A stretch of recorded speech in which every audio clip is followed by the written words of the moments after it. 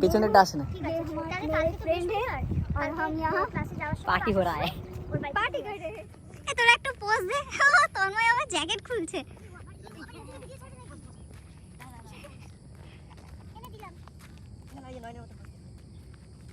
ওরকম না, ওটা তো মনে হচ্ছে দেখ না, ও তো ওরকম করে আছে। এই যে এরকম এরকম। এ তন্ময়, তোর বাবা এরকম করে দাঁড়িয়ে ফটো তোলে না? কারণ আমার বাবা এরকম ভাবেই দাঁড়িয়ে থাকে। এরকম তুই ওভাবেই দাঁড়িয়ে দিয়ে তো তুলছি। আমরা যাচ্ছি ভূত দেখতে।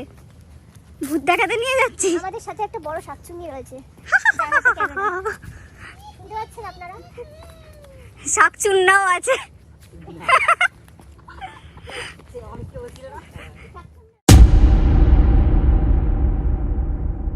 গতকাল দুপুরে বন্ধুরা মিলে ঠিক করেছিলাম যে আজকে সকাল 6:30 নাগাদ আমরা চলে যাব কোন্নগর আটকাটা মাঠে। তো মাঠটা অসম্ভব সুন্দর, আর অসম্ভব সুন্দরের থেকেও বলবো যে ভয়ঙ্কর সুন্দর। যেখানে গেলে গা ছমছম তো করবেই, সাথে খুব রোমাঞ্চকর জিনিসগুলোও আছে, যেমন খেজুর রস খাওয়া, সাপের খোলস পড়ে থাকা, এগুলো আমরা দেখেছি। তো তোমরা আমাদের সাথে দেখতে থাকো, কেমন লাগলো অবশ্যই জানিও। আশা করছি ভালো লাগবে। তো চলো সাথে থেকো আর পুরো ভিডিওটা দেখে নিও। এই পুকুরটাতে সেই ভূতের গল্পগুলোর সঙ্গে ম্যাচ করছে না? বেশ, কেউ স্নান করতে আসতো বা পুজো হতো।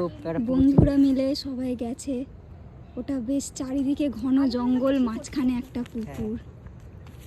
ওরা সবাই পোজ দিয়ে ফটো তুলছিল, আর তারপরে ঘটে গেল একটা ভয়ানক ঘটনা।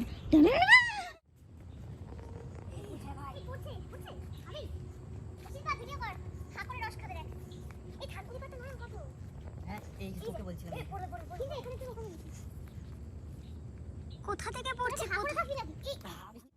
আর এখানে পোজ দিয়ে ফটো শুধু নয়ন একা তোলেনি, আমরা সবাই ফটো তুলেছিলাম।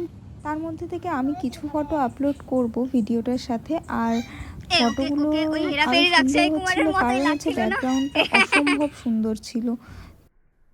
এরই মাঝে ওরা আমাকে একটা বার্থডে সারপ্রাইজ প্ল্যান করে সারপ্রাইজ দিয়েছে, তো সেটার ভিডিও শর্টসে আপলোড করা আছে। তো তোমরা সকলে দেখো, আর দেখে অবশ্যই লাইক, শেয়ার, কমেন্ট, সাবস্ক্রাইব করো।